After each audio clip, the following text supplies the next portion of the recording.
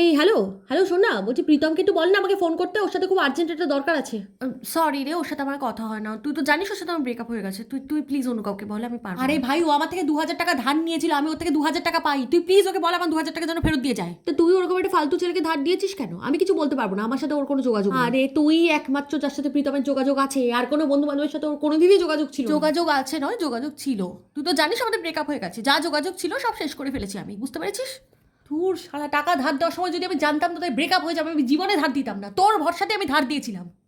আচ্ছা তুই এক কাজ কর, তুই তো ব্লক লিস্ট থেকে ওর ফোন নাম্বারটা আমায় দে, আমি ফোন করে নিচ্ছি। সরি রে, আমি তোকে কিচ্ছু দিতে পারবো না, কারণ ও যদি কোনোভাবে জানতে পেরে যায় যে ফোন নাম্বারটা আমি তোকে দিয়েছি, তাহলে ও ভাববে আমি ওকে এখনো ভালোবাসি, যেটা একদমই সত্যি নয়। আরে ও জানবেটা কি করে? আমি ওকে বলবোই না, ও জানতেই পারবে না। আর ও কি ভাববে তার জন্য তুই আমার ফোন নাম্বার দিবি না? মানে আমার 2,000 টাকা মেরে দিগো?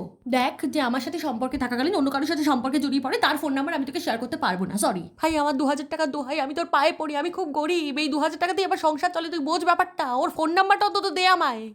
দেখ, তোকে ক্লিয়ারলি একটা সত্যি কথা বলি, আমি যদি এখন ব্লক লিস্ট খুলে ওর নাম্বারটা দেখে আমার সব মনে পড়ে যাবে, আমি আবার মেসেজ করতে শুরু করে দেবো ওকে। তুই বোঝ ব্যাপারটা।